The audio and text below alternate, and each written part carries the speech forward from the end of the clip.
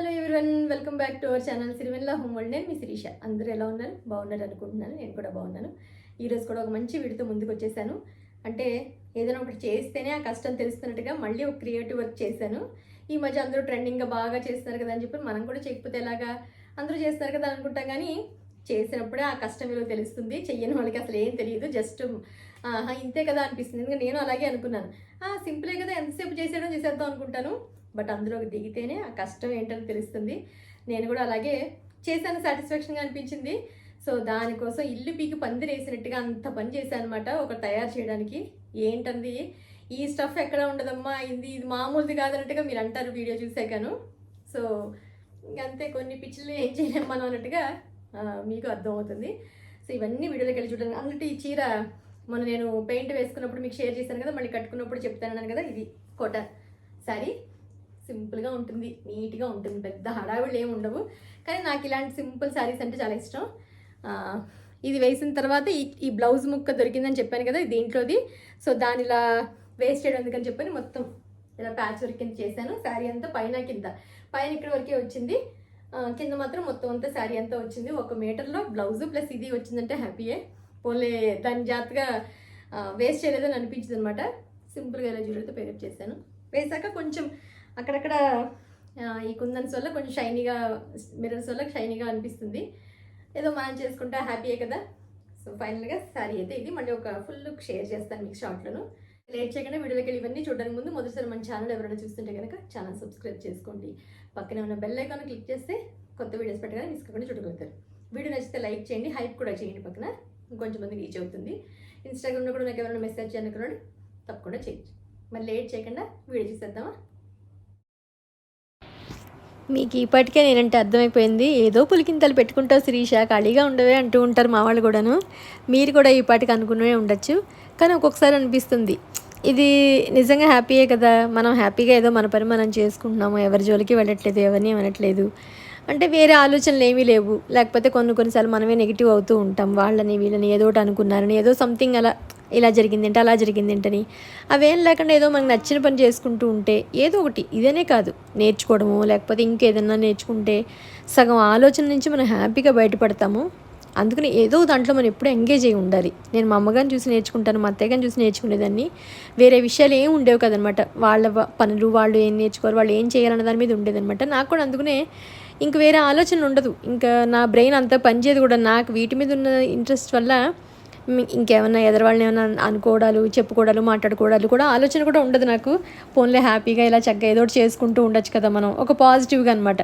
మంచిగా దీన్ని నెక్స్ట్ ఇంకేం చేసుకుందాం అంటే నా బ్రెయిన్ ఇందులో క్రియేటివ్గా ఉన్నట్టుగా నేను అనుకుంటాను. సంగీతం నేర్చుకుంటూ ఉన్నాము. సంగీతం ఎలాగో స్టూడెంట్స్కి చెప్తున్నాను కాబట్టి బ్యాచ్లకి, సో వాళ్ళకి మంచిగా చెప్దాము, 100% చక్కగా వాళ్ళకి మంచిగా చెప్పాలి. నేను ఒకవేళ తప్పుగా పాడినా పర్లేదు కానీ వాళ్ళకి మాత్రం మంచిగా చెప్పాలి. ఏదో ఒకటి మంచిగా ముగ్గు పెడితే మంచిగా 100% పెట్టాలి. ఏదైనా చేస్తే 100% చేయాలనుకున్నట్టుగా మనం దాని మీద కాన్సన్ట్రేట్ చేస్తాం కదా. ఎందుకంటే మనకి ఇష్టమైన సబ్జెక్టు.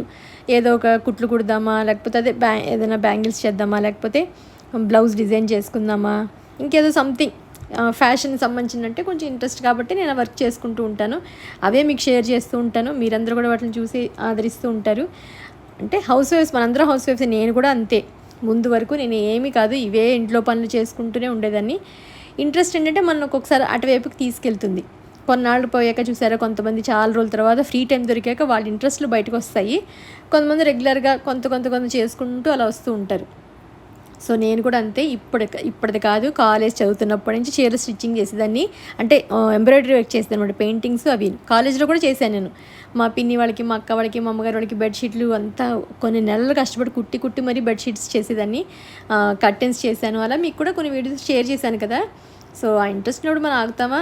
సో స్టఫ్ కొన్నది ఎంత ఉందంటే దాన్ని మెయింటైన్ చేయలేక ఎక్కడ పడితే అక్కడ పడేసి అవసరానికి కనిపించకుండా కొన్నది మంచిగా దాన్ని స్టోర్ చేసుకుంటే మనకి ఎప్పుడు కావాలంటే అప్పుడు వినియోగిస్తాం కదా మనం.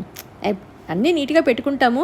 బట్ ఈ టైలరింగ్ దగ్గరికి వచ్చేసరికి ఆ వీడియోకి సంబంధించి ఏదో చేస్తే మళ్ళీ దాన్ని అలా అన్నీ కలిపి పడేయడం, అలా అన్నీ రచ్చ అయిపోయినట్టుగా ఉన్న ఎన్నాళ్ళును. ఇంకా లేదు అని చెప్పని మొత్తం టైలరింగ్ సంబంధించి అంతా నీట్గా ఆర్గనైజ్ చేశాను. నిన్న ఒక 2-3 గంటలు కూర్చున్నాను.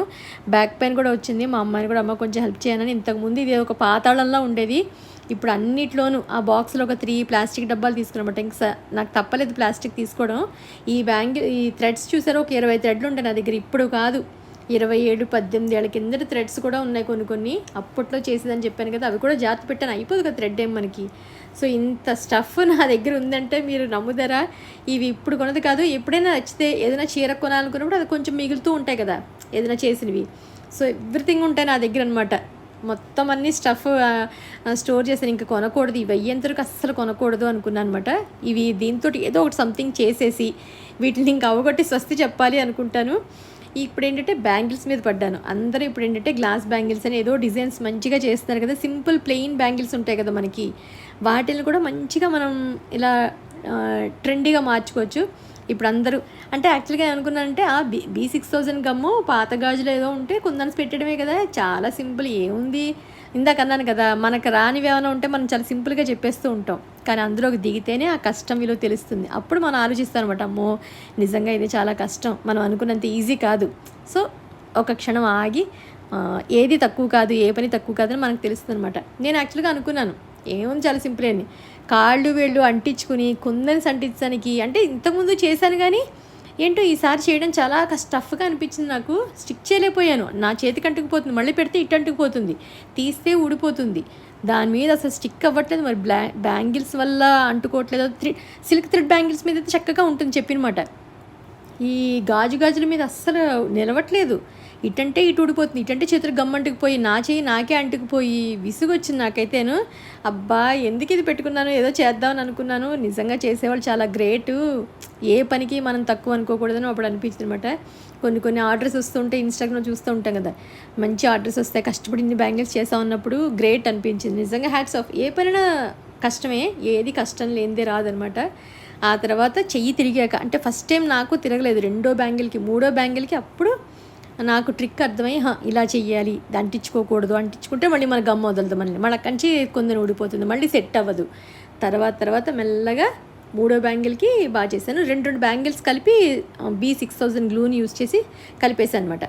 దాని మీద మొత్తం ఇలా కుందన్స్ నా దగ్గర ఉన్నవే, నేనేం కొన్నో కాదు, మిగిలిన స్టఫే.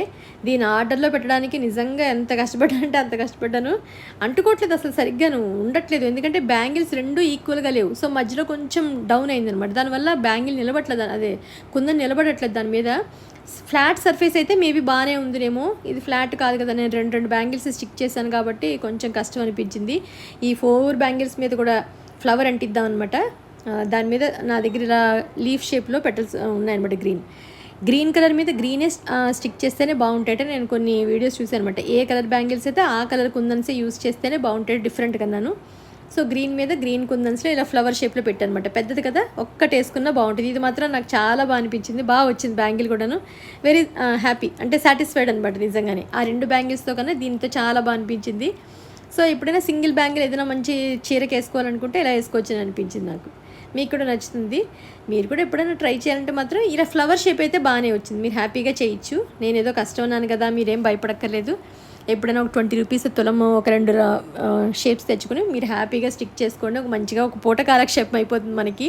నా దగ్గర అంటే నేను అంతా చాలా సర్ది స్టఫ్ అంతా సర్ది చివరికి ఇవి తీసి చేద్దామని నా దగ్గర ఉన్న బ్యాంగిల్స్తో రెడీ అయ్యానమాట. సో హ్యాపీ అనిపించింది నాకు. నా దగ్గర గ్రీన్ సారీస్ చాలా ఉన్నాయి, సో అందుకని గ్రీన్ చేశాను అనమాట. ఇంకా నెక్స్ట్ టైం ఎవరికైనా వాళ్ళకి చెయ్యాలనుకున్నప్పుడు చెయ్యాలి ఓపిక్గాని, వాళ్ళందరికీ గిఫ్ట్ ఇవ్వాలి నేను అని అనిపించింది. సో చెయ్యాలి, ఎప్పుడైనా తీరికి వచ్చినప్పుడు చేస్తాను తప్పకుండాను. సో మీకు నచ్చిందని అనుకుంటున్నాను వీడియో, అంటే ముగ్గు కానీ బ్యాంగిల్స్ కానీ అన్నీను. నా స్టఫ్ అంతా చూశారు కదా, నా సామ్రాజ్యం అంతా చూశారు కదా, అది ఇంకా చాలా ఉన్నాయి అందులో అనమాట. కింద బాక్సుల్లోనూ అన్ని మిర్రర్స్ అన్ని రకాలు ఉంటాయి నా దగ్గర. షాప్లోనూ అన్నీ అప్పుడప్పుడు వెళ్ళడం, 2-3 ఒక తులం తెచ్చుకోవడం, మిగిలిపోతాయి. కొన్ని వర్క్ చేశాక బ్లౌజ్కి ఎక్కువ పట్టావు కదా, మిగులుతూ ఉంటాయి, అవన్నీ జాగ్రత్త పెడతాను, కొన్ని సంవత్సరాలు జాగ్రత్త పెట్టి ఉన్నామన్నమాట.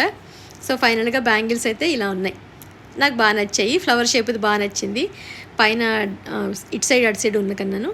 ఎప్పుడైనా సింగిల్ శారీ మీద ప్లెయిన్ గ్లాసుల కన్నా అప్పుడప్పుడు ఇలా వేసుకుంటే బాగుంటుందని చిన్న ప్రయత్నం చేశా. మీకు కూడా నచ్చుతుందని ఒక చిన్న ఆశ. సో నెక్స్ట్ టైం మళ్ళీ ఒక బ్లౌజ్ ఏదో చేయడం రెడీ అవుతున్నాను. అంటే అమ్మ ఇచ్చారన్నమాట చీర, దానికి చేసి చూద్దామని చెప్పని. సో మీకు నచ్చితే కనుక లైక్ చేయడం, హైప్ చేయడం మర్చిపోద్దు. మళ్ళీ ఒక ఇంట్రెస్టింగ్ వీడియోతోటి మిమ్మల్ని కలుస్తాను. సో నేను చెప్పినట్టుగా ఖాళీగా ఉండకుండా ఏదో ఒకటి కారణం ఏదో కాలక్షేపం మనకంటూ ఒక మంచి యాక్టివిటీని ఒక మంచి టైంపాస్ని మనం చూస్ చేసుకుని దాంట్లో హ్యాపీగా ఉంటే కనుక మనము ప్రశాంతంగా ఉంటాం, మన చుట్టూరు అంతా కూడా ప్రశాంతంగా అంటే బాగుంటుంది వైబ్. సో మీరు కూడా ఫాలో అవ్వండి, ఏదైనా నేర్చుకోవడానికో లేకపోతే ఏదైనా చేయడానికైనా చూడండి. మీరు కూడా నిజంగా చాలా రిఫ్రెష్ అవుతారు ఖచ్చితంగాను. సో ఈ బ్యాంగిల్ బాగుంది కదా, మీరు కూడా జెన్యూన్గా చెప్పండి కామెంట్ సెక్షన్లో. నాకు చిన్న సింపుల్ వీడియో, శారీ ఎలా ఉందనేది కూడా నాకు కామెంట్ సెక్షన్ చెప్పండి. మళ్ళీ నేను ఫుల్ లెంగ్త్ వీడియో ఒక షార్ట్ షేర్ చేస్తాను. సో ఫుల్ లెంగ్త్ కట్టుకున్నప్పుడే శారీ అంతా పైనుంచి కిందకి ఎలా ఉంది కూడాను. నచ్చితే కనుక ఫాలో అవ్వండి, ఓకేనా? మరి నెక్స్ట్ మళ్ళీ ఒక ఇంట్రెస్టింగ్ వీడియోతోటి మిమ్మల్ని అందరినీ కలుస్తాను. అంతవరకు బాయ్.